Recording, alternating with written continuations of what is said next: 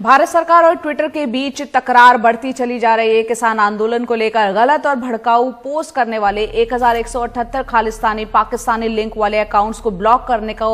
लेकर दोनों में ट्विटर और सरकार के बीच में ठन गई है। अखिलेश शर्मा हैं हमारे सीनियर पॉलिटिकल एडिटर, उनके पास चलते हैं, उनसे जानते हैं कि जो बैठक हुई उसको लेकर क्या कुछ हुआ है। अखिलेश, कई तरह की खबरें आ रही थी, भारत का रुख कड़ा है,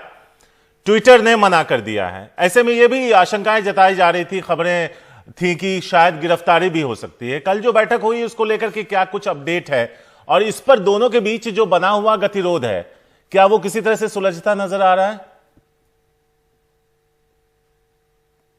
देखिए, ये जो खबरें आई हैं कि गिरफ्तारी भी हो सकती है ट्विटर के वरिष्ठ अफसरों की, इस पर सरकारी सूत्रों का स्पष्ट तौर पर कहना है कि ये सिर्फ डराने के मकसद से इस तरह खबरें फैलाई जा रही हैं। ऐसा कुछ भी नहीं हुआ है। उनके मुताबिक कल की जो बैठक हुई थी आईटी सेक्रेटरी अजय साहनी और ट्विटर के वरिष्ठ अधिकारियों के बीच वीडियो कॉन्फ्रेंस के जरिए ये काफी अच्छी बैठक हुई थी, इसमें कि दोनों ही पक्षों की ओर से स्पष्ट तौर पर बातें रखी गई। भारत सरकार का जहां तक प्रश्न है, आईटी सचिव ने ये स्पष्ट कर दिया था कि ट्विटर के अपने चाहे नियम कायदे कानून हों, लेकिन ट्विटर को भारत के जो नियम है, भारत के जो कानून है, उनका पालन करना होगा। सेक्शन 69A जो है आईटी एक्ट का, वो सीधे तौर पर भारत सरकार को यह अधिकार देता है कि वो किसी भी इस तरह के इंटरमीडिएट को बोल सकता है कि ऐसे ट्वीट्स या ऐसे हैंडल्स जिनसे कि माहौल बिगड़ने का खतरा हो, उन्हें हटाया जाना चाहिए। कल आईटी सेक्रेटरी की ओर से कहा गया ट्विटर को कि ये ऐसा नहीं हो सकता कि हम आपको कोई निर्देश दें और आप उसका पालन करने में देरी करें, क्योंकि फिर उसका कोई मतलब नहीं रह जाता है। आपको कंप्लायंस करना ही होगा। जहां तक रही बात ये कि ट्विटर उनको मानेगा या नहीं मानेगा,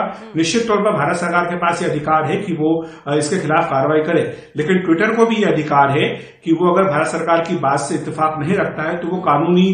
जो पक्ष है वो अपना रख सकता है, अदालतों का सहारा ले सकता है। यही बात कल भारत सरकार की ओर से कही गई है, लेकिन यह स्पष्ट कर दिया गया है कि आपके दोहरे मापदंड नहीं हो सकते कि कैपिटल हिल पर जब हिंसा होती है तब आप ट्विटर हैंडल्स को ब्लॉक कर देते हैं, और जब भारत में लाल किले पर हिंसा होती है और जब ये इस नाम से हैशटैग चलाया जाता है कि भारत के प्रधानमंत्री किसानों का नरसंहार कर रहे हैं, तो उस हैंडल को, उस हैशटैग को आप नहीं हटाते हैं, उसके बारे में जो ट्वीट किया है उनको अगर आप नहीं हटाते हैं, तो ये निश्चित तौर पर दोहरे मापदंड हैं और ये बर्दाश्त नहीं होंगे।